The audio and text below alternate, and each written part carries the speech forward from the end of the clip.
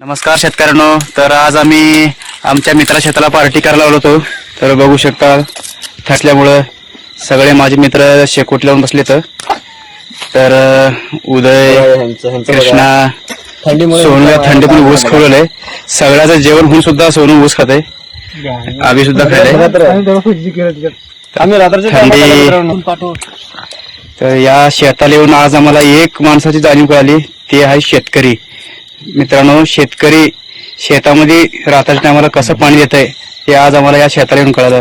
तर आमच्या सर्व मित्राकडून एकच विनंती आहे सरकारला की रात पळी जे लाईट देते ते दिवसा करावं. कारण की शेतकरी जे आहे आपल्या आपल्या कुटुंबामध्ये रात्रीच्या वेळेस निवांत राहतो.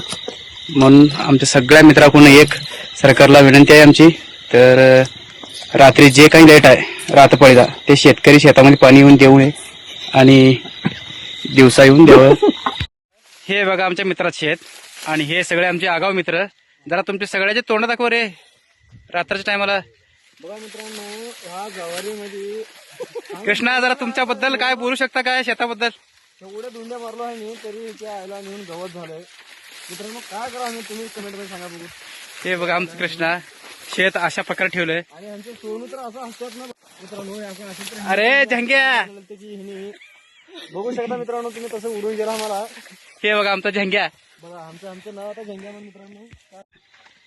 तर बघू शकता हे शेत पूर्ण ऊस लावलेला आहे आणि वाट आहे. हे आहे विहीर. विहीर काय रात्रीच्या वेळेस दिसत नाही तरी बघू शकता.